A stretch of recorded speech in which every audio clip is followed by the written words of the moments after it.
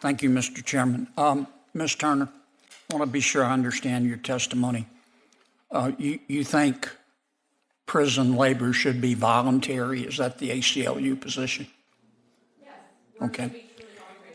And do you think, I'm sorry, my microphone was off, if I may answer on my on. Yes, ma'am. Did you answer yes? My answer is that the majority of incarcerated workers wish to work, but it is vital that that work be truly voluntary and that there is no place for forced labor in the United States. Yes. Okay.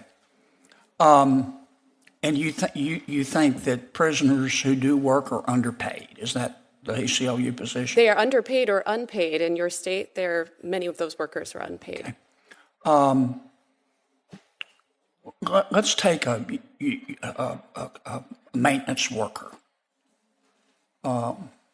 which I assume includes people working in the kitchen. What do you think the starting pay ought to be in my state for a prisoner? Workers should be paid the minimum wage of the state where they live. And there are true fiscal arguments in favor minimum wage? Is that minimum wage, yes. Do you think prisoners should have a 401k?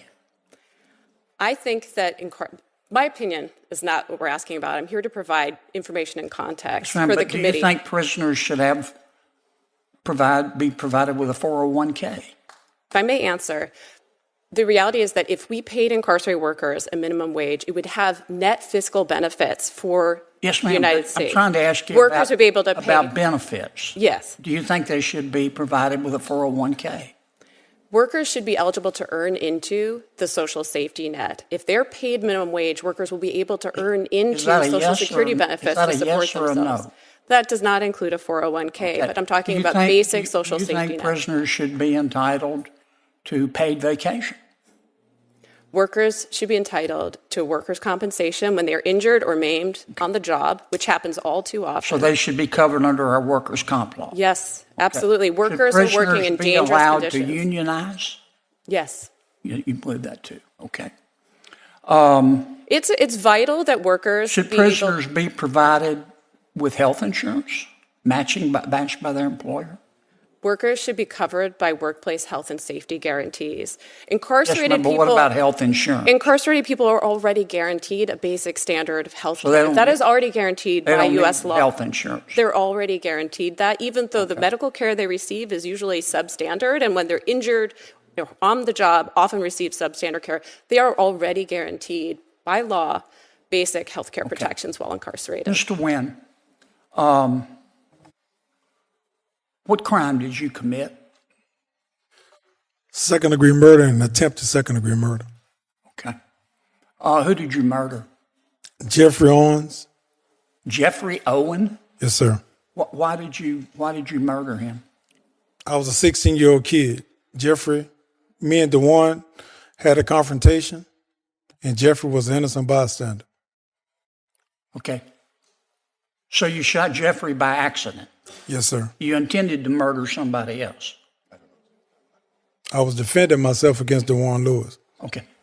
Mr. Lewis, you shot at Mr. Lewis? Yes. And you missed? Yes, sir. And you hit Mr. what was his name? Mr. Jeffrey Owens. Mr. Owens? Yes, sir. Did Mr. Owens have a mother? I think everybody born in the world has a mother. Yeah. But was his mother alive when yes, you killed him? She's still alive. Okay. Did Mr. Owens have a father? Yes, who sir. Was alive when you killed him? I don't know about his father's. You never checked? I mean, as a prisoner in Louisiana, you cannot check on those type of things. Did Mr. Owens have any brothers or sisters? Yes, he did. Okay. How many? I don't know. Okay. You mentioned that your mother cried when you were sent to Angola. Do you know how Mr. Owens' mother felt? Have you ever reached out to them? May I ask you a question, Senator? Well, answer mine first. I would answer yours. Okay. And you asking me questions that an incarcerated person cannot answer. Uh-huh. I don't know what Jeffrey Owens' mother did, but human anatomy tells me that, yes, his mother had to cry because she lost a son that she brought into the world. Okay. Yes, his father, if he was living, he should have cried. His brother cried. Did you ever reach out to Mr. Owen's family? Sir, you're a senator from Louisiana. If a person like me that was incarcerated reach out to any person that's a victim, that's a sentence. You go to prison for that. And I was already in prison, so that's a different sentence. So you couldn't write? By law, you cannot reach out to the victim or the victim's family. Well, I will tell you, I came today because I thought we were going to have and I hope we were going to have a rational discussion based on empirical evidence on a very complex, nuanced subject. Frankly, I'm disappointed. Ms. Turner, Professor, I just don't think these emotional arguments are at all productive in us trying to solve a problem. People are in prison for a reason. I believe in free will. I get the impression that the ACLU position and the professor's position, I don't know about Mr. Wynn's position, is that you feel sorry for these folks who are in prison. I wish they weren't there too, but they're there for a reason that really hurt somebody. In Mr. Wynn's case, he murdered somebody.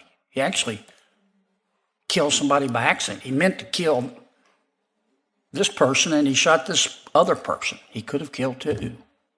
And I'm kind of disappointed. And I just don't think we're going to solve this problem with emotional arguments from people who don't believe in free will and responsibility. That's just my point of view. But I thank you all for being here. And I'll say this, Professor, I was struck, Professor Armstrong, you keep talking about coercive context, that the prisoners are working in a coercive context. It's prison. Prison is a coercive context. And people are there for a reason. And I think you're in la-la land if you don't recognize that. Sure, you can respond.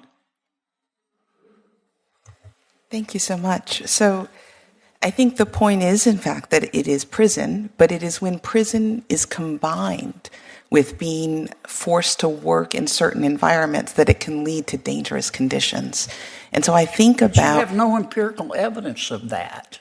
I think that I do. Another life of mine is... We can all cherry pick. People who work get hurt sometimes, yes. Whether you're in prison or you're out. Yeah. Okay? So I agree. What I'm talking about, and I think is really important to remember, is that our incredible system of justice will sentence somebody to a certain number of years. But what they're not sentenced to is to lose a limb or to lose a finger, because they're working on defective equipment that isn't subject to the same rules, simply the location of a printing press, whether it's behind the wall or something that is out in the free world. Its location should not determine to what extent it is a regulated piece of equipment. And you make a valid point, but I've read some of your writings and some of your work, and I just get the impression that you almost think we shouldn't have prisons. That there is no free will. That people don't choose to commit crimes, and then if they do, they shouldn't be held responsible for them. And I just don't think you're entitled to that opinion. It's America. I don't think I've written that anywhere. To teach your kids that, but I just don't think I don't think most fair-minded Americans agree with you. And that's just my opinion. I'm happy to have this discussion. I thank my friend Senator Booker for calling it. But you all seem to forget the fact that we're talking about prison, folks. And people are in prison for a reason. And they're there. No, ma'am, Ms. Turner, I'm going to have my say. I understand the ACLU position. I'm glad you're not in charge, because we'd have a lot more people hurt in this country. Elizabeth Warren wanted simple yes or no answers, but she wasn't getting them, and it clearly made her angry. That's the part of the story she doesn't want people to notice. She walked into that hearing with a script, a timer, and a trap, but Stephen Mirren didn't fall for it. Clip 2. She started with a question about the 2020 election, a classic setup. She wasn't looking for information. She wanted a soundbite. Mirren gave a factual answer. Congress certified Joe Biden as president. That's exactly what happened. But Warren wasn't satisfied because he didn't say the exact words she wanted. That reveals what this hearing really was. It wasn't oversight, it was political theater. A loyalty test disguised as a confirmation hearing. Next, she moved to the Bureau of Labor Statistics and tried to trap him with claims from Donald Trump about fake job numbers. It was a no-win situation. If he agreed, she could call him biased. If he disagreed, she could use it against Trump. Either way, she would get her clip. But Mirren avoided the trap again. He calmly said he believes data quality has been getting worse. That answer didn't fit Warren's narrative, and she reacted strongly. What she didn't mention was the pressure on the Federal Reserve during the Biden years. Interest rates stayed low while inflation rose, and Jerome Powell was slow to raise rates. Meanwhile, Americans were dealing with higher prices for food, rent, and utilities. Where was the urgency and questioning at that time? There are also real concerns about job number revisions. Data often gets adjusted after headlines are published, sometimes making the economy look stronger than it really is. Now that this is being questioned more seriously, Warren is acting like it's an attack on democracy. But asking questions about data is actually what real oversight looks like. In the end, Warren warned that Mirren might damage the independence of the Federal Reserve. But some argue that independence had already been weakened earlier. Warren came in with a script. Mirren came in with answers she didn't want. And the reason things didn't go her way wasn't the questions. It was because he refused to play along.